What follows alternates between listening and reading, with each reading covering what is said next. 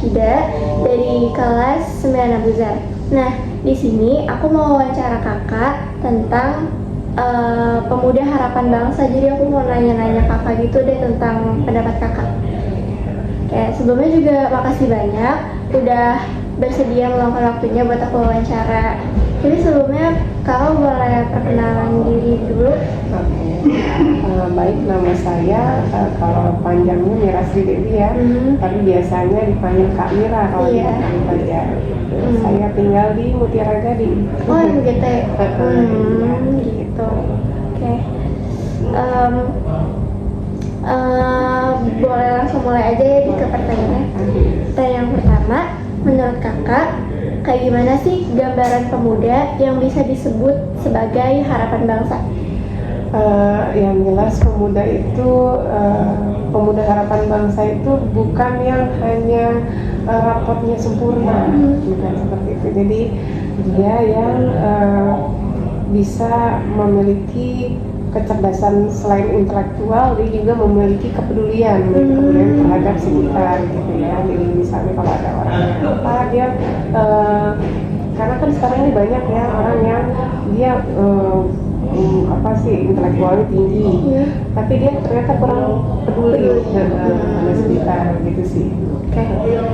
Selanjutnya, seberapa penting peran bimbel dalam membantu kualitas pemuda saat ini? Jadi bimbel di sini tujuannya untuk membantu di sekolah ya, maksudnya pelajaran materi di sekolah. Mungkin dirasa kalau di sekolah itu kan materi karena dalam satu kelas banyak gitu, jadi mungkin kurang dipahami sama siswa. Nah, makanya peran bimbel di sini membantu siswa untuk lebih jelas lagi mengetahui tentang materi di sekolah. Kemudian, apa aja sih tantangan terbesar yang sering kakak lihat pada siswa sebagai generasi muda sekarang? Tantangan terbesar generasi muda? Yang kakak lihat dari siswa-siswa sekarang? Kalau saya ngelihatnya teknologi sekarang ya. Jadi sebenarnya karena sekarang ini udah zamannya gadget semua kan. Nah, jadi di situ peran pemuda untuk bisa menyaring. Jadi mana itu yang memang baik, mana itu yang buruk ya. Kalau yang buruk ya jangan diiniin gitu. Itu sih. Gitu. Terus gimana cara numbuhin semangat belajar di tengah banyaknya distraksi seperti gadget dan media sosial yang tadi kakak sampaikan? Jadi kalau misalnya pada saat belajar itu ya fokusnya ke belajar gitu. Jadi diarahkan atau nggak dibuat gimana caranya menyenangkan semuanya gitu. Jadi biar fokus kepada apa yang dituju gitu. Oke. Lanjut ya, menurut kakak mana sih yang lebih penting, prestasi akademik atau karakter? Terus jelasin juga alasannya. Dua-duanya penting ya. Jadi kalau misalnya seorang siswa itu ya bagusnya dia memiliki karakter yang baik dan juga memiliki prestasi yang tinggi begitu. Jadi ya itu harus saling berkesinambungan, seimbang ya. Betul. Oke. Kemudian keterampilan apa aja sih yang perlu dimiliki pemuda sekarang agar siap menghadapi masa depan nantinya? Yang pertama itu mungkin kreativitas ya. Jadi kreativitas, nah terus dia harus mampu berkomunikasi juga gitu, dan dia berpikir kritis gitu. Berarti itu penting banget ya keterampilannya. Kalau menurut saya ya, tapi mungkin kalau bagi yang lain juga mungkin ada pendapat yang lain. Setuju sih. Terus gimana peran kakak sebagai guru bimbel dalam membimbing siswa agar nggak hanya pintar tapi juga punya sikap yang baik? Yang jelas pasti namanya guru kita selalu menanamkan kepada siswa kalau misalnya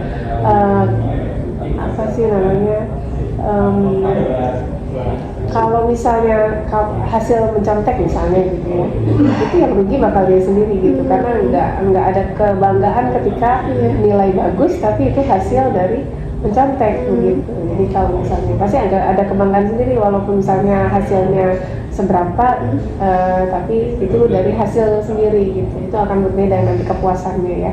Terus juga kan pasti ada rasa bersalah kalau ketika kita mencontek itu kan pasti ada, aduh ini hasilnya nggak ini, pasti ada ya begitulah. Betul. Selanjutnya, apa ada perbedaan sikap pelajar siswa zaman sekarang dibandingin yang dulu? Terus gimana cara nyikapinnya menurut kakak?